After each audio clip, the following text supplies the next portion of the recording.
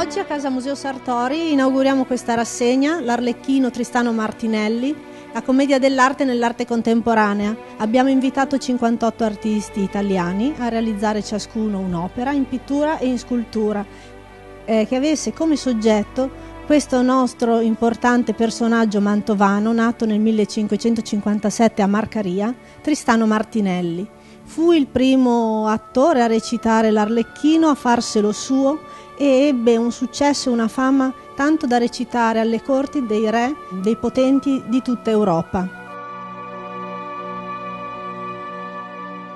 Oggi con questa mostra questi artisti ricordano questo nostro concittadino che morì nel 1630 nella nostra città di Mantova, ispirandosi chi direttamente proprio al ritratto che si conosce di Tristano Martinelli, chi lo rappresenta che recita, chi a riposo e in varie situazioni e momenti. Quindi mostra una grande varietà di opere che comunque sono una collegata all'altra per la tematica. Interessante è anche vedere opere comunque di qualche artista di generazioni precedenti che già negli anni 60 aveva preso in esame la tematica della commedia dell'arte, sempre attuale comunque e di grande cultura.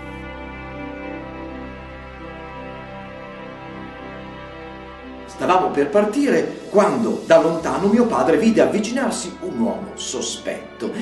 Gli parve uno sbirro del vicario. Ad un certo punto l'uomo si chinò dietro un cespuglio di sambuco.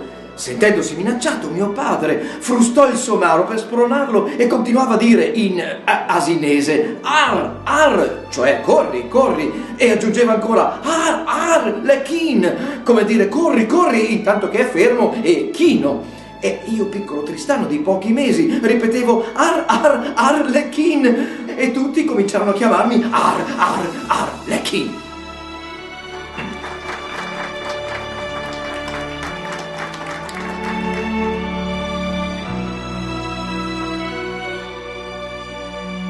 Al primo piano di Casa Museo Sartori è allestito questo importante omaggio all'artista mantovano Vanni Viviani a 15 anni dalla scomparsa. Vanni Viviani, nato nel 1937 a San Giacomo delle Segnate, studiò a Parma, negli anni 70 si spostò a Milano, nel 1988 decise di ritornare a San Giacomo, in quella che è diventata poi la famosa e importante Ca' di Pom, che lui restaurò e arricchì con il suo lavoro e le sue opere. Oggi abbiamo il piacere di poter presentare al pubblico questa mostra con 50 opere dell'artista che vanno dal 1967 al 2002, tra dipinti, sculture di bronzo e sculture in ceramica.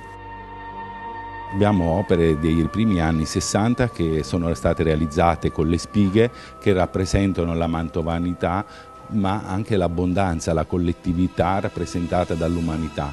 Negli anni 70 l'artista passa alla mela che rappresenta l'individualità che lui poi inserisce di volta in volta nelle sue opere. Abbiamo un'ultima cena e poi diverse sculture che sono tutti pezzi unici e anche ceramiche realizzate nel periodo albissolese, quando l'artista che viveva a Milano si trasferiva per fare le vacanze ma soprattutto per lavorare a Villa Faraggiana con la sua amica Milena Milani, con la quale non solo faceva le vacanze ma realizzava anche delle importanti ceramiche.